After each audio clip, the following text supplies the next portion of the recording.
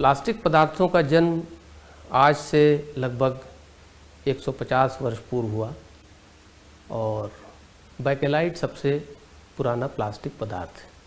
Plastic पदार्थों के जन्म के बाद इंडस्ट्री में एक बहुत बड़ा क्रांति आई इंडस्ट्री में, और उस क्रांति के आने की वजह से सारी दुनिया प्लास्टिक पदार्थों पर विश्वास रखती है और उनका उपयोग करती है। ये एक बड़ी विडंबना की बात है कि प्लास्टिक पदार्थ न तो जैव विघटित आसानी से होते हैं और न ही इनको किसी अन्य विधि द्वारा डिस्पोज ऑफ किया जा सकता है।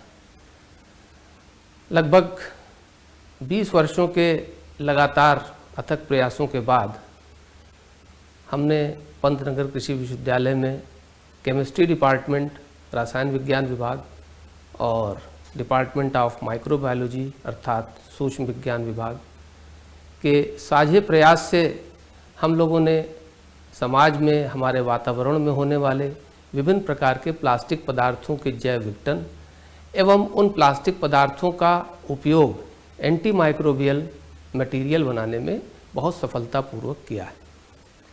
इस संदर्भ में डिपार्टमेंट ऑफ माइक्रोबायोलॉजी से प्रोफेसर रीता गोयल, उनके मार्वलस और ब्रिलियंट एकेडमिक कंट्रीब्यूशन की वजह से ये सारा का सारा हमारा प्रयास सफल हुआ और मैं केमिस्ट्री डिपार्टमेंट से इसमें सहयोगी हूँ और हम दोनों के साझे सहयोग से अभी तक विश्वविद्यालय में हमारे विभाग और माइक्रोबायोलॉजी विभाग से 5 या 6 पेटेंट भी हम कह सकते हैं कुछ प्रोसेस में है, अभी तक हमने अर्जित किए हैं, जिसमें एक यूएस पेटेंट है जो टैल्क फार्मूलेशन के ऊपर है।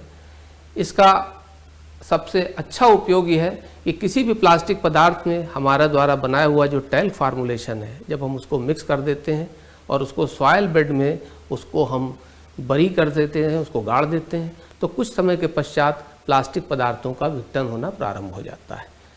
हार्ड कोर प्लास्टिक मटेरियल्स हैं जिनका उपयोग दैनिक जीवन में होता है, जिनका उपयोग हम घरों में करते हैं, जिनका उपयोग अस्पतालों में करते हैं, जिनका उपयोग डिफेंस इंडस्ट्रीज़ में होता है, रॉकेट्स बनाने में होता है, एयरप्लेन बनाने में, एयरप्लेन के कंपोनेंट बनाने में होता है।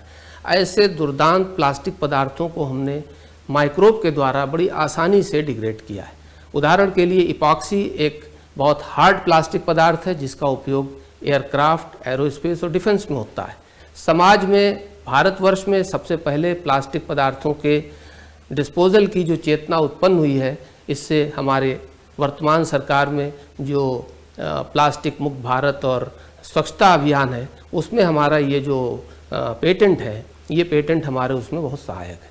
हमने बहुत सारे बैक्टीरियाज का इस्तेमाल किया और इंटरेस्टिंग बात हमारी टेक्नोलॉजी में ये है कि हमारे जो बैक्टीरिया जो हमने इस अपने पेटेंट में इस्तेमाल किए हैं वो सब ग्राम निगेटिव बैक्टीरिया हैं, यानी कोई भी जेनेटिकली मॉडिफाइड नहीं है। कॉमन बैक्टीरिया जैसे ई कोलाई, एसिडोबैक्टर, माइकोबैक्टीरियम, सुडोमोनास, एंट्रोबैक्टर, इस प्रकार के बहुत सारे बैक्टीरियाज को हमने विभिन्न प्रकार के उत्तराखंड के क्षेत्रों से सॉइल से आइसोलेट किया। आइसोलेट करने के बाद उनकी सीक्वेंसिंग 16S RNA से की। बैक्टीरिया को हमने आइडेंटिफाई किया कि वो बैक्टीरिया किस प्रकार का है।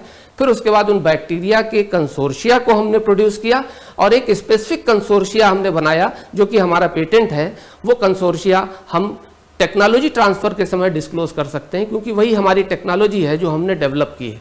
और वैसे भी आपको बता दें, हमने जो भी काम किया है वो लैब में किया है। अभी हमें एंटरप्रेन्योर्स की आवश्यकता है जो हमारी इस लैब में प्रोड्यूस की हुई टेक्नोलॉजी को आगे कॉमर्शियल मोड में ले जाएं। हम प्लास्टिकों को फेंकते हैं, इससे बेहतर यह है, इससे अच्छा ये है कि एक हम अपने शहरों में पिट बनाएं, अपने मोहल्लों में छोटे छोटे पिट बनाएं, उनमें प्लास्टिक पदार्थों को एकत्रित करें और हमारे बनाए हुए फार्मूलेशन का उपयोग करके वो उन प्लास्टिक पदार्थों का जैव विघटन करें।